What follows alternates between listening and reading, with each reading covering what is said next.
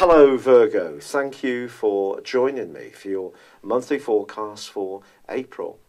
As this month begins, Mars is alongside Saturn. Saturn's the planet of structure, which moved into your sector of personal expression and joys in December last year. Now, Mars is obviously a planet which pushes us to appreciate the good things in life quickly. It's impatient, it's about the here and now, where Saturn is much slower, a much more profound energy. And Saturn can inhibit Mars and create a sense of frustration. But also, as last month came to a close, the full moon, which occurred in the sign of Libra, squared up to Saturn. So that feeds into the equation too.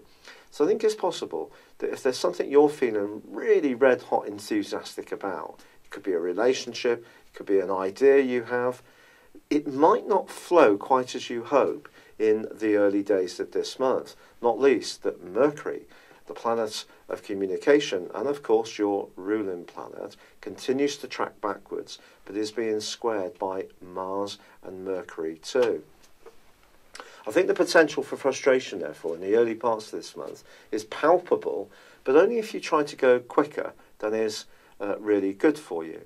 Your natural gift is for discrimination, so you sort the wheat from the chaff. You have a real gift for understanding what's meaningful and to prioritise on what is meaningful and to put your energies into that. And if you can do that at the start of this month, actually, as long as you don't scatter yourself too thinly and focus on a narrow range of activity, you could achieve an enormous amount. But it's possible too, Virgo, that actually someone's really quite envious of you.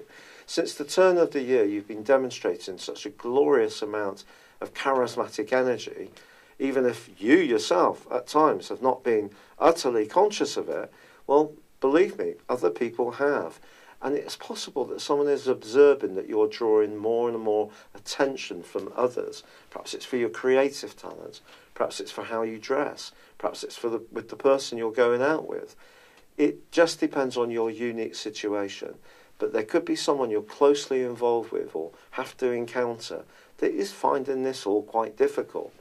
Then again, there could be some jealousies and control issues that are going to come about in an ongoing romantic relationship. If you think about it, the Sun and, I beg your pardon, Saturn and Mars are in your fifth solar house, which is all about romance. Whereas the Sun and also Mercury, twisting backwards, and Uranus are in the deep, passionate 8th house, which is about transformation, but it is also about jealousy, it's about sex, it's about secrets. If there is a situation which is just not flowing very well, you may need to grapple with it at the start of this month. But there are also opportunities for resolution, not least that Mercury starts to go forwards from the 15th. That's something we can all let out a sigh of relief around.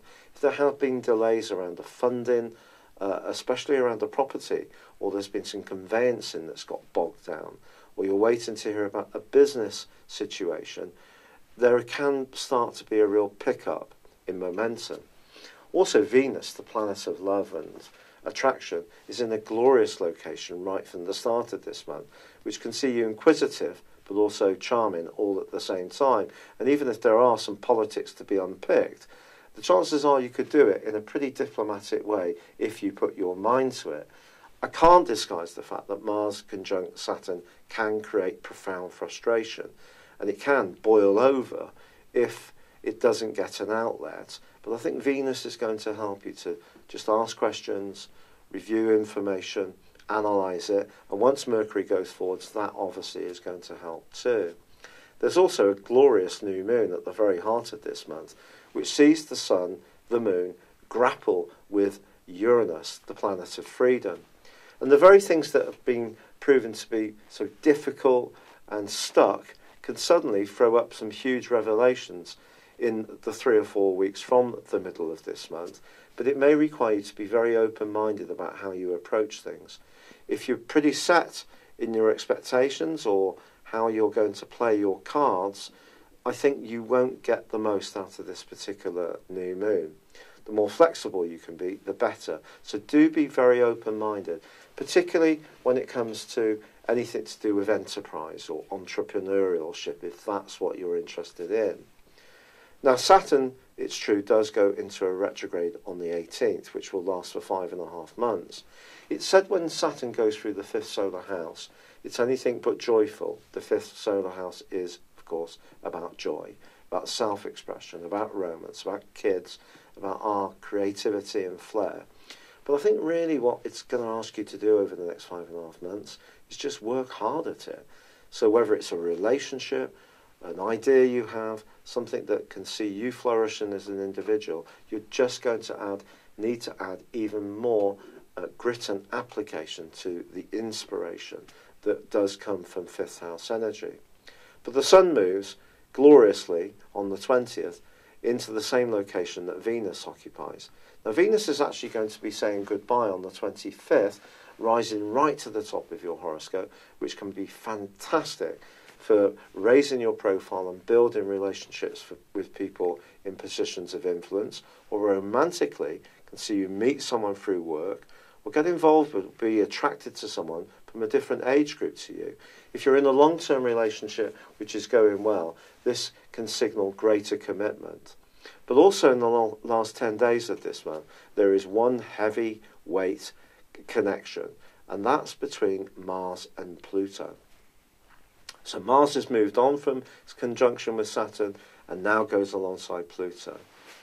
The frustration that may have been there at the start of the month can certainly be replaced by a glorious bountifulness of extra energy, verve, and a desire. And that desire can play out around the things that are important to you. What do you desire? If you can decipher that at the start of this month, and you're clear about your plan, at the end of this month, there's every chance that your motivation, your drive, can give you tremendous traction going forwards. But it is also very spicy and potentially combustible conjunction, this one, because Pluto's about power and Mars is in some ways about impatience. So don't try to push things too hard, whatever situation you find yourself in. But if you're single, for example, and it seems that meeting that special person is elusive, this particular aspect will give you more grit to go outside your comfort zone to try to make things happen. In an established relationship, it can create much greater intimacy if you're on good terms. It could create some fireworks if you're not getting on so well. And certainly as this month comes to a close, there is another full moon. This full moon occurs in the sign of Scorpio, which for you is all about everyday communication. And choosing your words carefully will be important in the following 2 weeks. But this one squares up with the North Node, which is the point of destiny that's inverting backwards in the sign of Leo. For you, of course, this is a very psychological energy. So I just think that what you're being asked to do here is just being aware that what you communicate, how you think, can be driven by some elements of your nature, your drives or motives that you're yet to still fully embrace, because that's a process all of us are continuing to evolve into for the whole of our lives. But it certainly won't be dull, or it could be that someone's going to tell you something that's profoundly important in terms of helping you to understand your situation. But that conjunction between Mars and Pluto, it really is as hot as it gets if you're wanting greater intensity in a love relationship. But as I say, earlier in the month, there is the potential for some real tangles if there are politics. So what's the real outcome from all of this? I think once the Sun moves into Taurus, that can be very much about independence, travel, higher education, learning, teaching.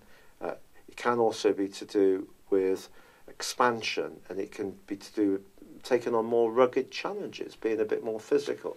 It just depends on who you are. Someone else who's not physical could get great fun by just trying to take on some kind of paper or intellectual subject that really challenges them in that way. So it can play out exactly how you want it to.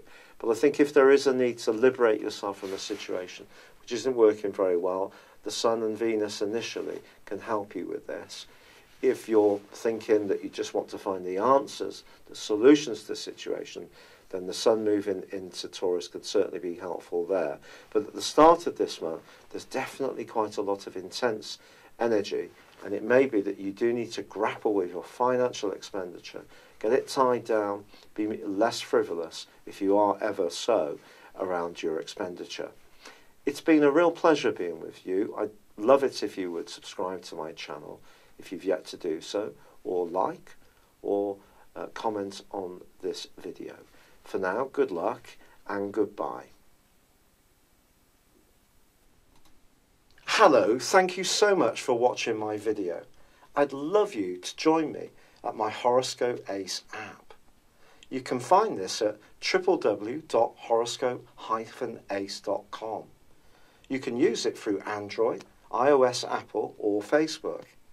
Check out your ascendant or your moon sign, or download your free birth chart. There's all your favourite videos, plus there are daily, weekly, monthly and yearly horoscopes for general, love, Chinese and Indian astrology. If your passion is tarot, there's my brilliant 3-card money or love tarot readings too. And it's all there at www.horoscope-ace.com. Thank you.